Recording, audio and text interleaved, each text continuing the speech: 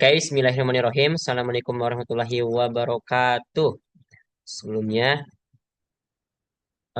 yang kami hormati Bapak Gary Alfadito SSMI MSI yang akan menonton video ini. Sebelum perkenalkan, kami dari kelompok 7 dan kelompok 2 akan mempresentasikan hasil analisis atau hasil tugas akhir metode statistika kami. Jadi teknisnya nanti kelompok 7 terlebih dahulu untuk presentasi yang akan ditanggapi oleh kelompok 2 dan setelah itu kelompok 2 yang akan presentasi dan akan ditanggapi oleh kelompok 7. Oke, mungkin langsung saja kita mulai.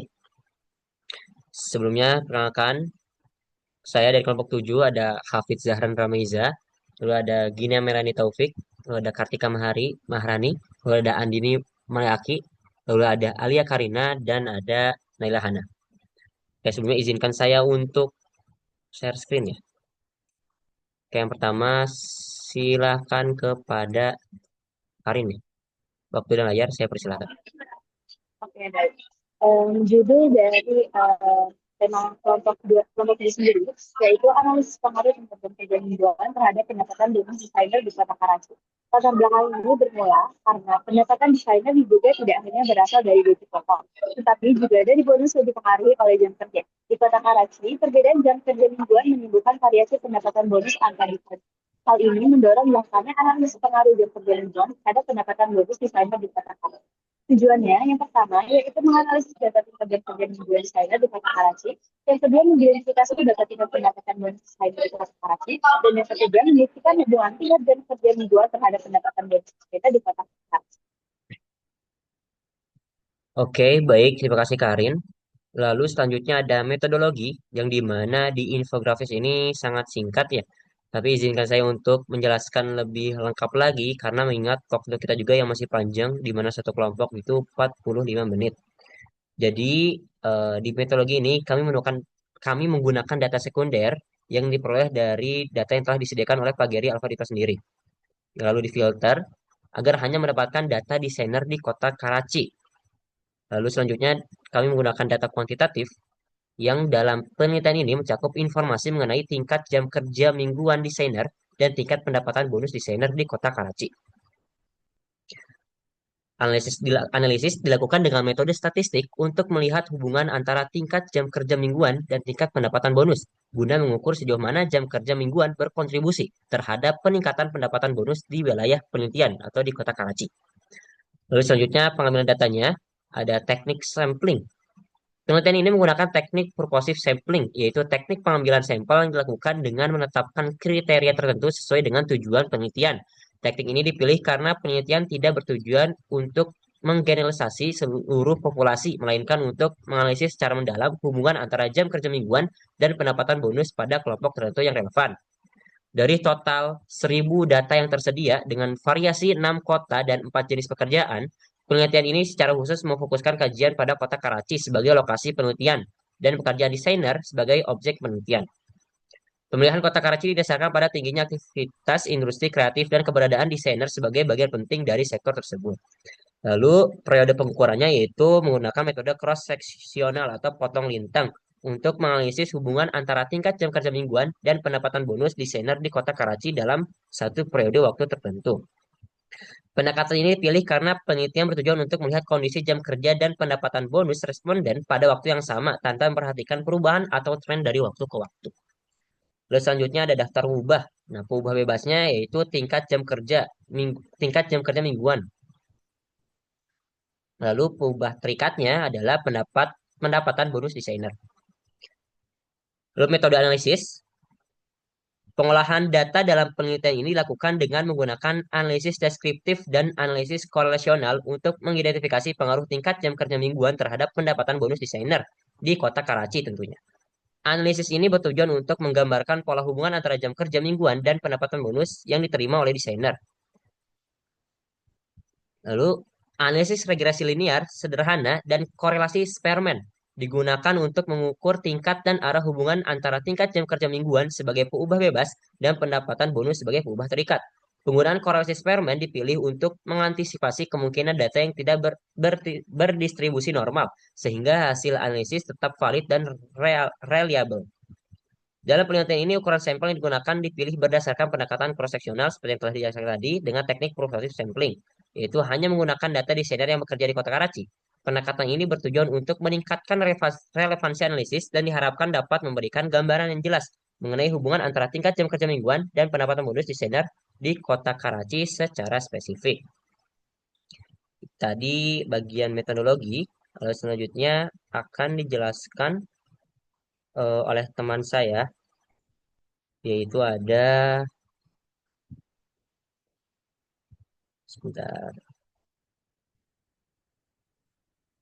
Hmm, ada Gina ya. Silakan pada Gina untuk membahas hasil penelitian. Oke, selanjutnya adalah bagian hasil penelitian. Di sini ditampilkan plot regresi linear yang menunjukkan hubungan antara jam kerja mingguan dan pendapatan bonus desainer. Nah, di grafik scatter plot ini, sumbu X-nya mempresentasikan jam kerja mingguan dan sumbu Y-nya itu menunjukkan pendapatan bonus. Dapat dilihat juga kalau titik-titik data menyebar dan tidak membentuk pola yang kuat. Kalau kita menghitung persamaan regresinya, dapat diperoleh Y sama dengan minus 105,42 X ditambah 15.088,9. Nah, di sini kan koefisiennya bernilai negatif, yang secara matematis berarti setiap penambahan 1 jam kerja mingguan diikuti penurunan bonus sekitar $105. Tapi perlu ditekankan karena di sini nilai R square-nya itu rendah, sehingga jam kerja hanya menjelaskan sebagian sangat kecil dari variasi pendapatan bonus. Artinya, meskipun arah hubungan terlihat negatif, jam kerja bukan faktor utama penentu bonus. Faktor lain seperti kualitas hasil kerja, jenis proyek, dan kebijakan perusahaan kemungkinan besar lebih berpengaruh.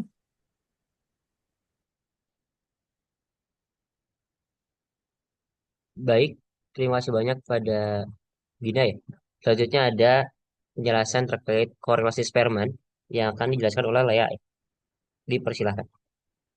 Oke, baik. Jadi dari data dari sejumlah 42 orang desainer, kami telah melakukan analisis data dan kami menemukan nilai korelasi Spearman yaitu di angka minus 0,22 0,224. Nah, artinya arah dari korelasi ini negatif dan memperlihatkan bahwa ada kecenderungan unik di mana semakin tinggi jam kerja, pendapatan bonusnya justru akan menurun. Nah, akan tetapi kekuatannya itu sangat lemah karena nilainya mendekati nol, hubungan ini signifikan secara statistik seperti itu. Kesimpulannya, dari korelasi Spearman, jam kerja mingguan itu bukanlah faktor utama yang menentukan besar kecilnya bonus desainer di kota Karachi. Oke, terima kasih Lea. Lalu selanjutnya akan dijelaskan oleh Hana, tapi berhubung sedang ada kesulitan jaringan ya, akan dibacakan oleh saya sendiri, di mana saya akan menjelaskan kembali atau menjelaskan materi yang harusnya disampaikan oleh Hana terkait hasil ANOVA dan persamaan regresi. Di mana di persamaan regresi ini B0-nya atau intercept yaitu di angka 15.889,49 dan B1-nya atau koefisien regresinya di angka min 105,42. Yang sebenarnya ada datanya cuman karena mungkin kalau dimasukkan gambar terlalu besar ya, jadi kami persingkat saja langsung ke intinya, yaitu penambahan 1 jam kerja per minggu diperkirakan akan menurunkan pendapatan bonus sebesar 105,42 US dollar gitu. Dengan persamaan Y sama dengan min 105,42 X plus 15.859,49. Sedangkan untuk ANOVA-nya di angka P sama dengan 0,2007, di mana model ini secara keseluruhan tidak signifikan secara statistik pada tingkat signifikansi 5%. Yang mungkin seharusnya bisa lebih jelas ya, jika ada gambarnya gitu. Jika ada data Excel-nya. Oke, selanjutnya ada kesimpulan yang akan disampaikan oleh Rani. Pada Rani dipersilakan. Oke, baik. Dari hasil presentasi teman-teman sebelumnya dapat kami simpulkan bahwa yang pertama, jam kerja mingguan desainer di Kota Karachi bervariasi antara 30 sampai 50 jam per minggunya. Pendapatan bonus menunjukkan variasi yang besar antar desainer. Selanjutnya, jam kerja mingguan memiliki hubungan yang negatif sangat lemah dengan hasil pendapatan bonus. Penambahan jam kerja tidak menjamin peningkatan pendapatan bonus. Dan yang terakhir, faktor lain di luar jam kerja lebih berpengaruh terhadap bonus pendapatan desainer itu sendiri. Selanjutnya saya kembalikan kepada moderator. Oke, baik. Terima kasih Rani dan teman-teman kelompok 7. Mungkin cukup sekian sesi presentasi hasil penelitian kami ya terkait analisis yang telah atau tugas akhir yang telah kami kerjakan.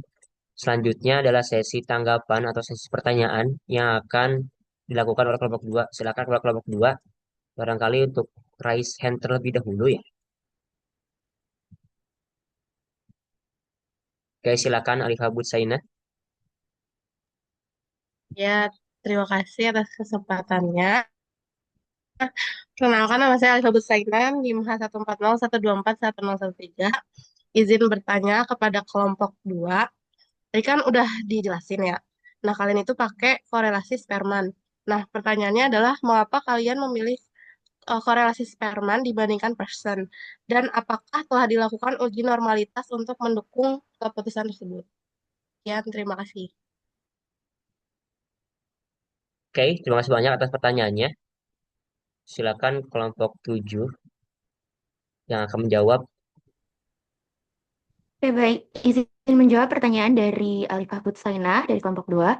Mengapa korelasi Spearman dipilih dibandingkan Pearson? Itu alasannya karena korelasi Spearman lebih aman dan lebih fleksibel. Nah, kalau misalnya Pearson itu datanya itu harus normal dan rapi. Sedangkan Spearman itu tetap akurat meskipun ada data yang melompat jauh atau biasa kita sebut dengan outlier. Atau polanya itu tidak garis lurus sempurna karena data kami itu tidak garis lurus sempurna ya. Nah, karena di data kami itu tidak ditampilkan uji normalitas yang lebih detail, kami lebih memilih untuk menggunakan Spearman sebagai pendekatan yang lebih hati-hati agar hasil yang kami dapatkan itu tetap valid secara statistik. Seperti itu. Apakah terjawab? Oke, terjawab. Terima kasih. Baik, terima kasih eh Boots ya telah memberikan pertanyaan dan kepada Lea juga telah menjawab pertanyaan tersebut untuk soal nomor 1 tadi atau pertanyaan nomor 1 tadi. Silakan untuk soal berikutnya karena kita diminta untuk masing-masing kelompok 3 pertanyaan ya. Wah, mungkin di si tampilan saya. Oh ya, oke. Ilham, silakan Ilham.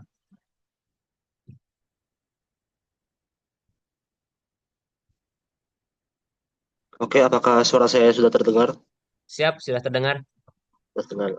Oke. Berdasarkan kesimpulan dari ini, saya ingin bertanya, apa rekomendasi kebijakan yang dapat kalian berikan kepada desainer atau perusahaan desain terkait pengelolaan jam kerja dan sistem bonus agar lebih efektif? Itu saja. Oke, baik. Terima kasih banyak atas jawabannya. Oke, oke. Izinkan saya untuk menjawab ya pertanyaan dari Ilham. Jadi, pertanyaan tadi terkait rekomendasi kebijakan ya yang dapat diberikan kepada desainer atau perusahaan desain. Jadi, jam kerja tidak efektif dijadikan dasar utama bonus karena hubungannya lemah dan tidak signifikan. Rekomendasinya, perubahan sebaiknya menerapkan sistem bonus berbasis output, kualitas, dan nilai proyek, sementara jam kerja dikelola untuk efisiensi dan keberlanjutan kerja, bukan untuk mengejar bonus. Jadi intinya, bonus itu dicari bukan karena semakin lama dia bekerja, tapi dengan kualitasnya gitu. Apakah terjawab, Ilham? Terjawab, terjawab.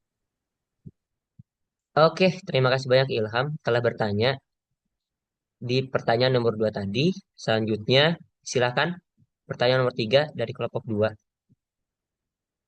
Oke, sebelumnya suara saya apakah terdengar? Terdengar dengan jelas. Oke, terima kasih kelompok 7 atas pemaparannya. Saya izin bertanya. Hasil kalian ini kan menunjukkan koefisien itu bernilai negatif. Nah, apakah ini berarti semakin lama jam kerja desainer, bonus yang diterima itu justru cenderung menurun? Terima kasih. Baik, terima kasih kepada Nadira. Silakan kepada teman-teman kelompok 7 untuk menjawab. Oke, izin menjawab pertanyaan dari Nadira.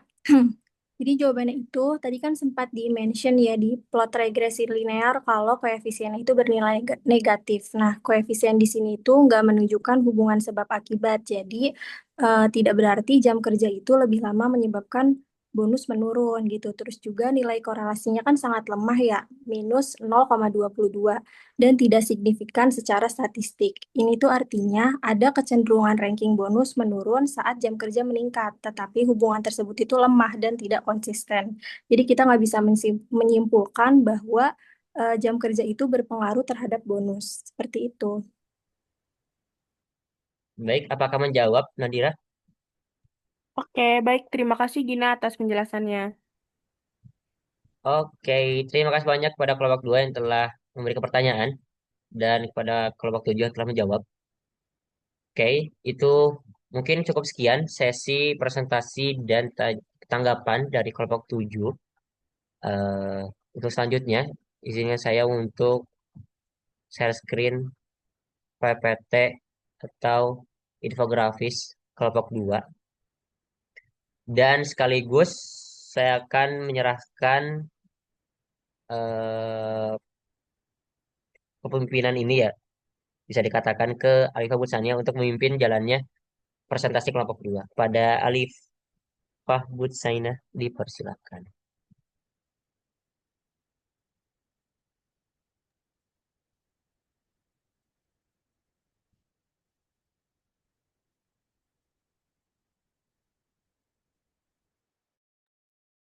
Oke, terima kasih Hafid. Selanjutnya di sini saya sebagai perwakilan dari kelompok 2 yang akan membantu presentasi pada kali ini. Sebelumnya, yang terhormat kepada Pak Geri Alfadito, SSI MSI, selaku dosen kuliah metode statistika, dan teman-teman yang saya banggakan semuanya, kenalkan kami dari kelompok 2, izinkan kami untuk mempresentasikan infografis yang sudah kami buat. Sebelumnya, perkenalkan nama saya Alifah Butsainah, lalu ada teman-teman saya, yaitu ada Franz Marino Immanuel Selaban, Sofia Wiwin Chandrawati, Nadira Putri Yovantia, Eva Ayudita, Ilham Ramadan, dan Hafiz Deniswara Azi. Mungkin langsung saja presentasinya. Untuk yang pertama saya serahkan kepada Sofia. Oke, terima kasih Bu. Untuk analisis dari kelompok 2 sendiri berjudul analisis hubungan tingkat pengalaman kerja terhadap tingkat gaji pada karyawan di London. Untuk latar belakang adalah di pasar tenaga kerja London, tingkat gaji pekerja menunjukkan variasi yang cukup besar. Salah satu faktor yang diduga berkaitan dengan perbedaan tersebut adalah tingkat pengalaman kerja. Pengalaman kerja tidak hanya mencerminkan lamanya seseorang bekerja, tetapi juga proses peningkatan keterampilan, pengetahuan, dan kemampuan dalam menyelesaikan pekerjaan. Seiring bertambahnya pengalaman, produktivitas pekerja cenderung meningkat sehingga nilai pekerjaan juga semakin tinggi. Kondisi ini berpotensi tercermin pada besarnya gaji yang diterima. Oleh karena itu, penelitian ini dilakukan untuk melihat apakah terdapat hubungan antara tingkat pengalaman kerja dan tingkat gaji pekerja di London menggunakan analisis. Oke, baik. Selanjutnya yaitu ada metodologi penelitian yang akan dijelaskan oleh Nadira. Pada Nadira, dipersilakan. Oke, pada bagian selanjutnya metodologi penelitian. Nah, kami menggunakan pendekatan kuantitatif dengan analisis korelasi. Tujuannya adalah untuk melihat hubungan antara pengalaman kerja dengan tingkat gaji karyawan di London. Data yang digunakan merupakan data sekunder yang bersifat cross-section. Artinya, data ini menggambarkan kondisi karyawan pada satu periode tertentu saja, bukan dari waktu ke waktu. Untuk selanjutnya, tujuan yang akan dibacakan oleh teman saya, Hafiz. Baik, terima kasih Nadira. Untuk selanjutnya, tujuan dalam analisis kita terbagi untuk menjadi 3. Yang pertama, kita mengidentifikasi tingkat pengalaman kerja karyawan di kota London. Dan kedua, kita menganalisis tingkat gaji karyawan yang ada di kota London. Dan untuk terakhir, tujuannya kita ada mengetahui hubungan antara pengalaman kerja dan tingkat gaji karyawan di London. Untuk selanjutnya bisa ke arah data. Oke, baik. Selanjutnya, eh, saya akan menjelaskan tentang data dan juga scatter plotnya. Nah, mungkin bisa di-scan teman-teman. Ini sumber data yang kami buat untuk infografis ini tuh ada di barcode yang udah tersedia. Nah, lalu untuk di scatter plotnya itu bisa dilihat ini tuh menunjukkan antara pengalaman kerja di sumbu X dan juga tingkat gaji di sumbu Y. Nah, setiap ketika itu merepresentasikan satu karyawan.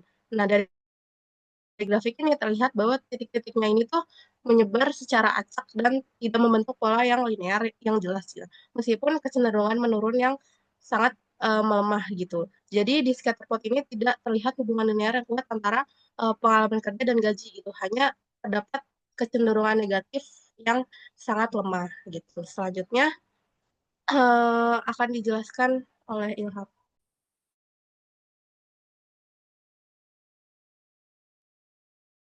Oke, selanjutnya bagian perhitungan.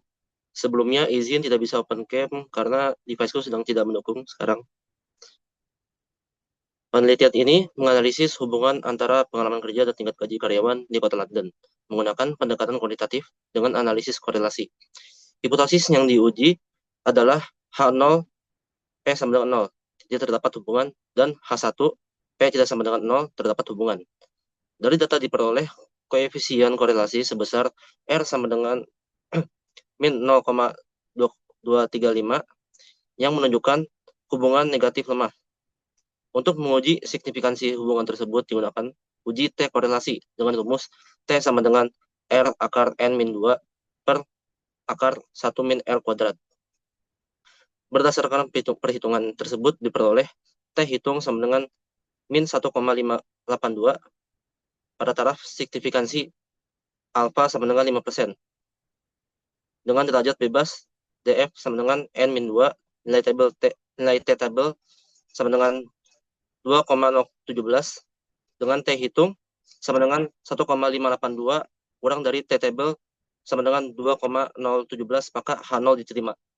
Artinya, secara statistik tidak terdapat hubungan yang signifikan antara pengalaman kerja dan tingkat gaji karyawan di Kota London.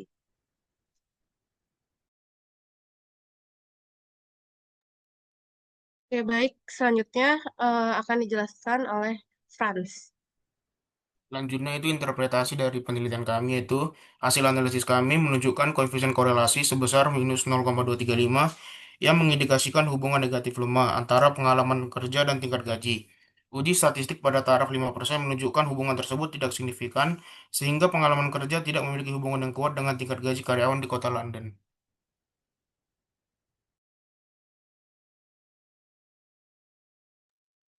Baik, selanjutnya untuk kesimpulan dijelaskan oleh Eva. Baik, untuk kesimpulannya berdasarkan dari hasil analisis korelasi yang koefisiennya itu relatif rendah, akhirnya kami bisa menyimpulkan bahwa lamanya pengalaman kerja belum tentu diikuti oleh peningkatan gaji yang sebanding. Dengan demikian, dapat disimpulkan bahwa pengalaman kerja bukanlah merupakan faktor utama dalam menentukan tingkat gaji karyawan, melainkan dapat faktor-faktor lain yang lebih dominan seperti tingkat pendidikan, jenis pekerjaan, sektor industri, maupun keterampilan yang dimiliki. Dan inilah hasil kesimpulan kami.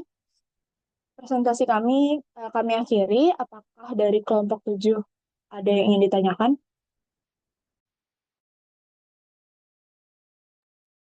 Oke, mungkin pertanyaan pertama dari kelompok 7. Sebelum perkenalkan, nama saya Hafidz Zahran Ramaiza dengan NIM H14012410002. Izin bertanya kepada kelompok 2 terkait mengapa kelompok 2 memilih data pengalaman kerja dan gaji yang diterima tenaga kerja di London dibandingkan dengan banyaknya data lainnya. Ya, intinya kayak kenapa memilih judul ini gitu, teman-teman kelompok 2. Sekian, terima kasih.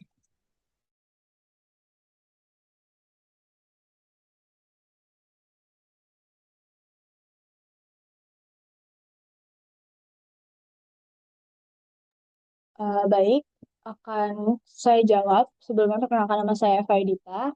Di sini saya akan menjawab pertanyaan dari Hafiz yang pertanyaannya tadi adalah mengapa memilih data pengalaman kerja dan gaji yang diterima dari banyaknya data-data lainnya. Kalau dari kelompok kami sendiri, kami berangkat dari asumsi umum yang biasanya orang-orang itu berpikir bahwa semakin lama pengalaman kerja itu akan meningkatkan gaji yang diterima. Dan kedua variabel ini kan juga merupakan input tenaga kerja dan juga output pasar kerja. Dan kami berpikir kedua variabel ini tuh mudah diukur secara kuantitatif. Yang akhirnya kami menganalisis menggunakan analisis korelasi dan uh, apa ya alasan terakhir itu karena gaji itu merupakan salah satu indikator kesejahteraan tenaga kerja. Jadi kami berpikir ini tuh relevan gitu untuk diukur dan untuk dianalisis. Sekian penjelasan dari saya. Boleh dilanjut oleh pertanyaan selanjutnya.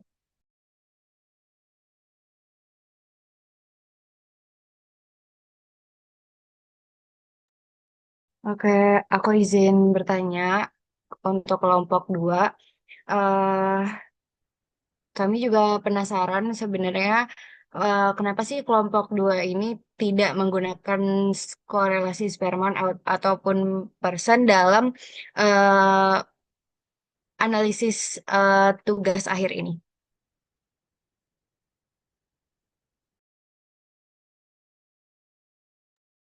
Oke, terima kasih atas pertanyaannya. Di sini saya izin menjawab. Pertanyaannya itu kan kenapa kita tidak menggunakan korelasi Spearman atau person gitu. Sebenarnya infografis yang kita buat itu menggunakan korelasi. Nah, tapi pada di infografisnya itu memang tidak dituliskan secara eksplisit jenis korelasinya.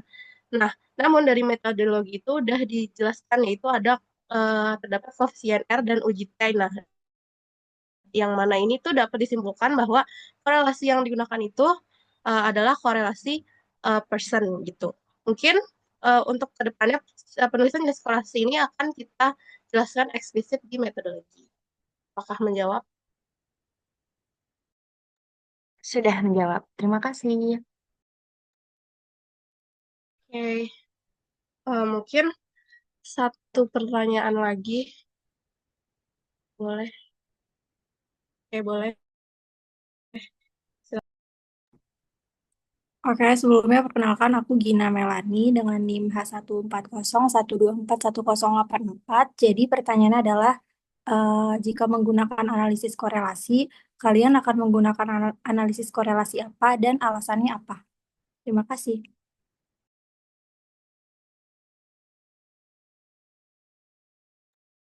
Oke, baik. Terima kasih atas pertanyaannya. Di sini saya akan menjawab pertanyaannya lagi. Tadi kalau misalnya kita mau menggunakan korelasi, mau pakai korelasi jenis apa? Eh, Kalau kita itu bakal pakai korelasi persen sesuai apa yang udah infografis kita buat, karena data yang kita gunakan itu kan tingkat kerja, pengalaman kerja dan gaji. Nah, itu tuh datanya kan sifatnya itu kayak numerik gitu. Nah, makanya korelasi persen ini cocok sekali digunakan untuk data yang seperti itu, kayak gitu. Apakah menjawab? Berjawab.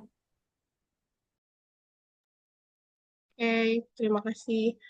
Mungkin sekian presentasi dari kelompok 2. Terima kasih juga kepada kelompok 7 yang sudah menanggapi dan bertanya. Kurang lebihnya mohon maaf. Wassalamualaikum warahmatullahi wabarakatuh. Waalaikumsalam warahmatullahi wabarakatuh. Mungkin cukup sekian presentasi dari kelompok 7 dan kelompok 2. Harapannya dari presentasi ini dapat bisa dihikmahi dan dipelajari lebih lanjut lagi ya terkait analisis ya dan apa data-data yang telah diberikan oleh Pak Giri. Gitu. Sekali lagi terima kasih banyak. Mungkin terakhir kita dokumentasi terlebih dahulu ya. Boleh teman-teman yang bisa on cam, silakan on cam. Dokumentasi. Ada Eva di sini, ada Friends, ada Alia, ada Ilham, ada Sofia. Mungkin barangkali Ilham tadi belum bisa on cam ya. Nggak apa-apa. Eva sama Sofia apakah bisa on cam?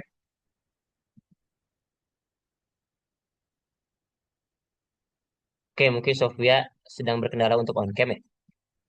Sofia Oke. sama Ilham nggak bisa. Oh ya, kita akan dokumentasi dan hitungan ke 1, 2, 3. Oke, sip.